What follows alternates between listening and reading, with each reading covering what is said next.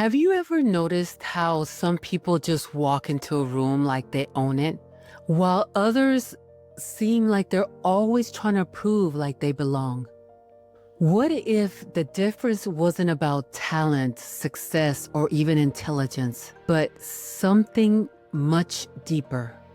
Have you ever felt like you needed to accomplish more to feel worthy of love and respect? Have you ever admired somebody and thought, man, I wish I had those qualities, without really realizing that you might already have those qualities within you? What if self-worth isn't something you achieve, but something you uncover? By the time we're done with this video, you won't just understand your worth, you will feel it in every fiber of your being. And once you do, no one will ever be able to take that away from you. Dr. Carl Rogers, the developer of conditions of worth theory, says, "We only believe that we are worthy when we meet the conditions set by our society, our parents, or our culture. True self-worth is unconditional, but most people don't know how to access it. Most of us believe that worth equals achievement. So if I fail, I'm worthless. Or worth equals acceptance of others.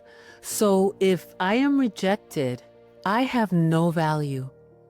And also, worth equals perfection. So if I make a mistake, I'm not good enough." Here is the truth. Self-worth has no conditions. You were born with it. But if your brain has been conditioned to believe that you need to be worthy, you must unlearn that programming. Dr. Joe Dispenza and Dr. Bruce Lipton say that your brain doesn't just think that self-worth is an idea, it actually wires it like a muscle memory. Your brain builds self-worth by repetition identity thoughts. If you've been taught to be unworthy, your brain automatically defaults to that pattern. But since your brain is neuroplastic, you can rewire your brain's self-worth. This leads us to step 2, finding the meaning of your worth through personal connection. So I'm going to give you a few steps on how to start this process. Step 1, identify the qualities that you would admire in yourself. Think of those qualities in yourself that you admire the most. List them, write them down. What do you love about who you are? If this is difficult for you, think about the people that you admire the most. What are the qualities you respect in them? Now, what if I told you that you only recognize those qualities because they exist in you? You don't admire them because they have something you don't. You are admiring them because they have a part of you that you are ready to shine. Step 2, your authentic self is proof of your worth. Think of a bird. A bird doesn't sing to prove its worth. It doesn't measure its worth by how many creatures appreciate its voice. It simply sings because it is its nature. And yet we marvel in it and find joy in its song. Not because it was trying to be worthy, but because it was simply being what it was created to be. That's what self-worth really is. It's not something you achieve. It's something that you allow. It's what happens when you stop questioning whether you deserve to exist as you are. So this is an action step to reclaim your authentic expression.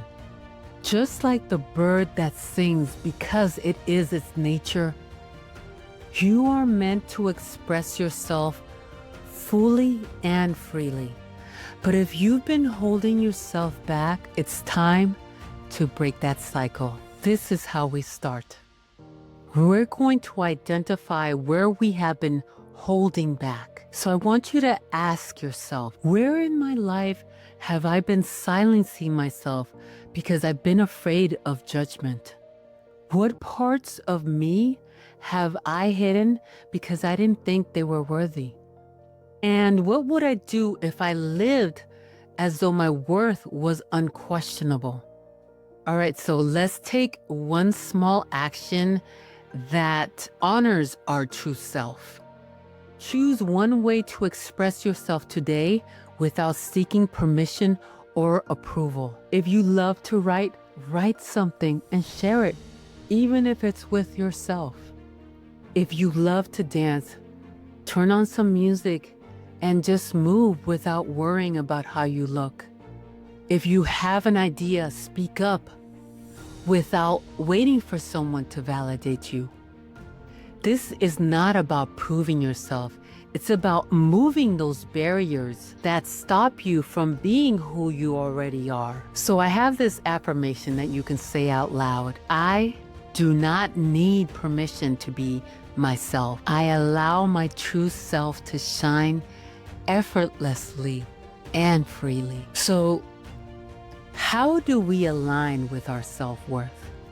Knowing your self-worth is one thing, living it is another. Here is how you align with your self-worth and solidify it so it becomes unshakable. Daily self-worth reprogramming. The first one is every day. Look yourself in the mirror. Hold your gaze as you're looking at your eyes in the mirror. Say, I am someone who knows my worth. So if it's hard to say nice things to yourself, I want you to say these words. They're not directly to you, but you will embody the feeling of what it feels like to give yourself that value that you need. This is an affirmation that you can say to yourself. I treat myself with the same care I would to someone that I deeply love. I show up for myself the way I would show up for a dear friend or family member. So let's start moving external validation for our sense of worth. Every time you seek validation, stop and ask yourself this question. Would I be less worthy if I didn't get this approval? Start living for alignment instead of applause. So let's start embodying it through our actions. Start making one self-worthy decision every day.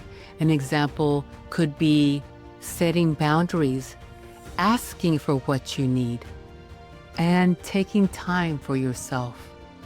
If you take one thing from this video, let it be this. I am not here to tell you that you're broken, because you're not. I am not here to tell you to just believe in yourself, because I know that's not how it works. But I will tell you this. If someone is starving, you wouldn't just lecture them on how they should have found some food.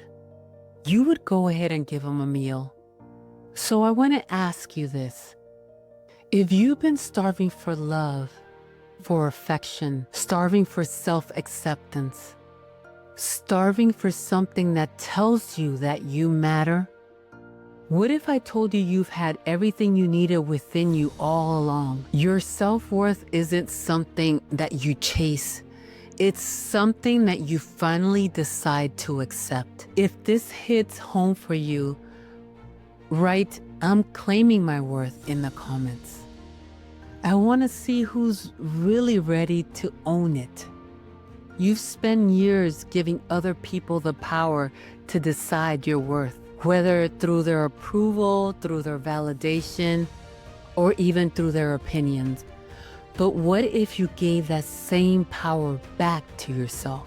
What if you decide you are finally the authority of your value, because you are and you have always been?